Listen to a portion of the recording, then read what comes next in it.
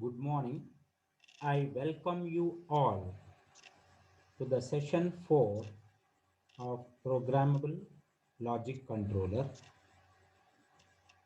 In the previous session, we have discussed about what is a microprocessor, what are the different types of buses used, like what is data bus, what is address bus, and what is control bus, and the architecture of a microprocessor. What are all the different parts of a microprocessor. Now, in this session, let us discuss about what is a microcontroller, what is the difference between microprocessor and the microcontroller, and what are all the various applications of microcontroller. Microcontroller. A microcontroller contains a CPU. It contains a CPU, a non-volatile memory, that is read-only memory, a timer, and an input-output control unit. It is described as a computer on a chip. It is described as computer on a chip. This is the block diagram of a microcontroller which has got CPU, then memories like ROM, RAM, EEPROM, EEPROM, then input-output data register, input-output data registers, input-output ports, input-output control and status registers. The difference between a microcontroller and a regular PC is that PC is a general purpose computer. Personal computer is a general purpose computer, while this microcontroller is a computer which is dedicated to perform a particular task or just few tasks. This microcontroller has pins for external connections of inputs and outputs. It has got power connection, clock, and control signals. Each port has 8 lines. 2 ports may be used for 16-bit word.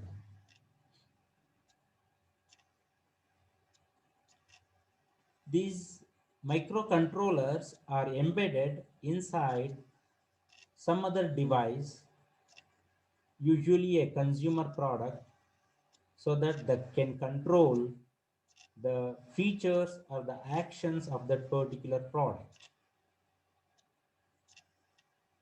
Another name for the microcontroller is the embedded controller. They are dedicated to do one particular task and they run one specific programs. The program is stored in ROM, read-only memory, and it generally does not change. These are often low power devices. So they draw very low power or very less power. A desktop computer, when plugged into the wall socket, it consumes nearly 50 watts of electricity, whereas a microcontroller is a battery operated one and it consumes only 50 milliwatts of power. The example for a microcontroller is the microcontroller used in engine control of a car. It takes input from the sensors such as oxygen and NOx sensors, and it controls the parameters like fuel mix and spark plug time. What is the difference between microprocessor and a microcontroller? A microprocessor consists of CPU, registers, timing unit, and the control unit. They are connected externally to ROM, RAM, timer, or counter input output ports and the serial input output. Whereas microcontroller is a single chip containing CPU, RAM, ROM, input output ports, timer counters, as well as serial input outputs. So microprocessor is has got CPU on a chip, whereas microcontroller is a computer on a chip. Microprocessor is a part of microcontroller, but a microcontroller includes the microprocessor also. Microprocessor is used for general purpose, whereas microcontroller is used to perform a particular task. Microprocessor is used in computers, whereas microcontrollers they are used in embedded systems. Memory and input output components are connected or interfaced externally, whereas a microcontroller is a on-chip memory and input output components. In a microprocessor, external components are interfaced, so the whole system is larger and costlier. Because microcontroller is a one chip component, the system is smaller and cheaper. In a microprocessor based system, the instructions and the data are stored in the same memory module. In a microcontroller based system, program memory and data memory are separate. Microprocessor consists of registers as memory units, whereas the microcontroller consists of RAM and many types of ROM as memory units. Microprocessor is mainly used in personal computer, whereas microcontroller is used in washing machine and MP3 players. Due to the external components, the power consumption is high in a microprocessor. Hence, it is not suitable to be used with the devices running on stored power like batteries.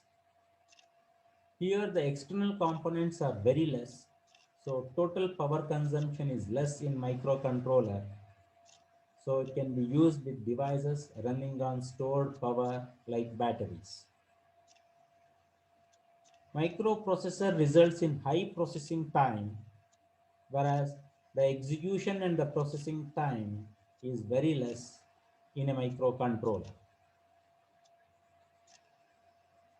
So coming to the applications of microcontroller, microcontrollers are used in consumer appliances like TV tuners, remote controls, computers, sewing machines. It is used in home appliances like TVs, video games, camcorder, music instruments, home security system, garage door openers, etc. It is used in communication systems like mobile phones, intercoms, answering machines, paging devices which were used earlier. It is used in offices like in fax machines, printers, copiers, laser printers, etc. It is used in automobiles, especially in airbags, ABS, anti-braking system, engine control, transmission control, temperature control, keyless entry, etc. It is used in aeronautical and space applications, medical equipments. Microcontrollers, they are also used in defense system, robotics, industrial process and flow control, radio and networking equipment, and remote sensing. Let us see a video on a microcontroller. In this presentation, we will discuss the following. A high-level overview of the fundamental components of a microcontroller, or MCU for short, will be discussed, including the central processing unit, or CPU, the system clock, memory, and finally peripherals. We will also identify some common everyday products that use microcontrollers. You'd be surprised at how often in your day-to-day activities you actually come in contact with these devices. So let's begin with the big question. What is a microcontroller? In the simplest of terms, a microcontroller is basically a computer that comes in a variety of packages and sizes. In fact, you could make many comparisons between a microcontroller and a personal computer as shown here. Now I should mention that a PC typically performs a number of tasks or runs a variety of programs simultaneously. So for example, you could listen to music while typing in a word processor or even have a web browser open all at the same time. A microcontroller, on the other hand, is typically dedicated to a single task. However, if we take a look at the basic components that make up both a PC and a microcontroller, we'll see many similarities. To start, every computer on the market will have a central processing unit, or CPU. This is the brains of the whole system that does all of the calculations and logic operations in the background, allowing your programs or software to function. A microcontroller similarly has a central processing unit that performs these same operations. A microcontroller also has memory, just as your PC has a hard drive or RAM. The memory allows the microcontroller to store information so that it can be used at a later time. Just like your PC, a microcontroller's memory is also used to store programs that are specific to that single task we spoke about earlier.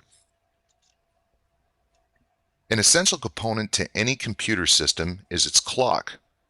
This controls the speed at which your CPU thinks or processes information, prints things onto your screen, or downloads music or video from the internet. A microcontroller similarly has a system clock based off an oscillator. This oscillator can be thought of as a computer's engine. Without it, nothing would work.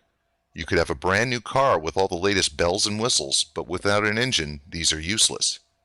When you order a microcontroller, this will be one of the essential features you will consider. The oscillator speed will determine how fast your microcontroller will run, which could impact certain aspects of your application, such as resolution, response, and even power consumption. Finally, in order for you to communicate with your PC, you need certain peripherals, such as a keyboard or mouse to input information, and a monitor to view the output of the system. A microcontroller is no different. In order to input information or receive information from the microcontroller, you will need peripherals. Peripherals on a microcontroller are usually associated with a particular pin on the package. So if you want to communicate a certain piece of information with the device, or receive a certain piece of information from the device, you will connect circuitry to that specified pin to accomplish this. These four basic components of the microcontroller, the processor, memory, system clock, and peripherals, are what differentiate one type of microcontroller from another. Maybe for one application you need a microcontroller that can operate extremely fast, or maybe you have a lot of information to store on the device requiring higher memory densities. Another factor, perhaps the application requires a certain type of peripheral. All of these options are why companies such as Microchip offer a wide variety of products. With all these different options available, microcontrollers are therefore able to function in a wide variety of applications. Anything from a simple remote control for your television to communication devices such as cell phones, medical applications like digital thermometers, utility meters, home appliances, automotive applications such as tire pressure sensors or key fobs to let you get into your car, solar panel interfaces for energy harvesting, and much, much more. All of these uses made available from a tiny computer that could be no bigger than the size of a cracked piece of pepper. Let's take a look at a simple application example to show the power of adding a microcontroller to your design. Shown here is an application that lights an LED when a push button is pressed. In order to light the LED 3 times successively, you would naturally need to press the push button 3 times. But what if we added a microcontroller to this simple design? Now we've added a pretty powerful component that adds intelligence to our system.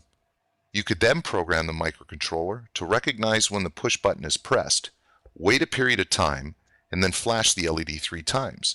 This is a pretty basic application, but as you could probably imagine, the possibilities of even this simple circuit are limitless. Maybe you'd like to count how many times the push button was pressed, or create a real-time clock on the microcontroller, and then be able to calculate what time of day the push button was pressed. So let's summarize what we've discussed.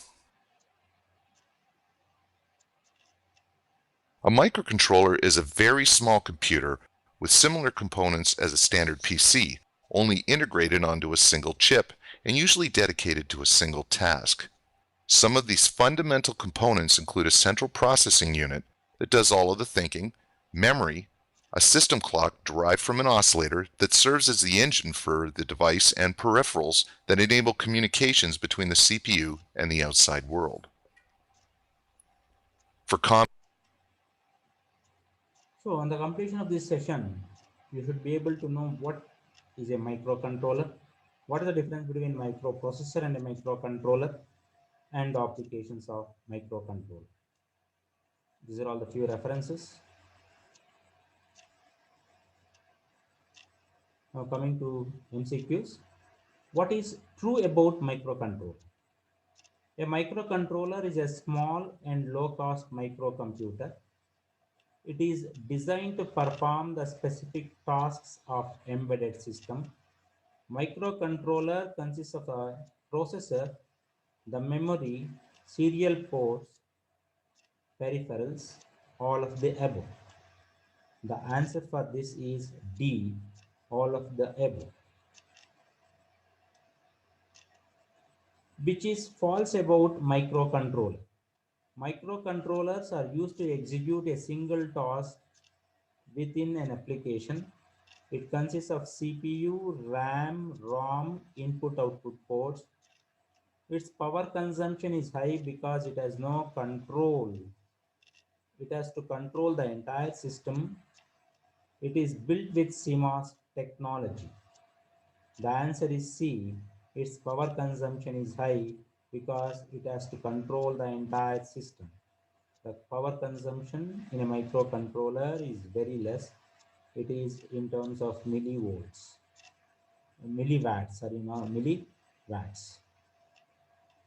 This type of microcontroller is generally used in automatically controlled appliances like automatic operational machines. 8-bit microcontroller, 16-bit microcontroller, 32-bit microcontroller, 64-bit microcontroller. The answer is C, 32-bit microcontroller. A microcontroller at least should consist of RAM, ROM, input-output ports and timers, CPU, RAM, input-output port and timers, CPU, RAM, ROM, input-output ports and timers, CPU, ROM, input-output ports and timers. The answer is C, CPU, RAM, ROM, input-output ports and timers. Unlike microprocessors, microcontrollers make use of batteries because they have high power dissipation, low voltage consumption, low current consumption. The answer is B, low power consumption. What is the order decided by the processor or the CPU of a controller to execute an instruction? Decode, fetch, execute, execute, fetch, decode, fetch, execute, decode, fetch, decode, execute. It is D, fetch, decode, execute. If we say microcontroller is 8-bit, then here 8-bit denotes the size of data bus, ALU, Control bus, the address bus. The answer is B, that is ALU, Arithmetic Logic Unit. How are the performance and the computer capability affected by increasing its internal bus width? It increases and turns better. It decreases, remains the same. Internal bus width does not affect the performance in any way. The answer is A, it increases and turns better. Give the names of the buses present in a controller for transferring data from one place to another. Data bus, address bus, data bus, address bus, control bus, address bus. The answer is C, data bus, address bus, control bus. What is the most appropriate criteria for choosing the right microcontroller of our choice? Speed, availability, ease with the product, all of the mentioned. The answer is D. Why microcontrollers are not called general purpose computers? Because they have built-in RAM and ROM, because they're designed to perform dedicated tasks, because they are cheap, because they consume less power. The answer is B, because they're designed to perform dedicated tasks. Thank you.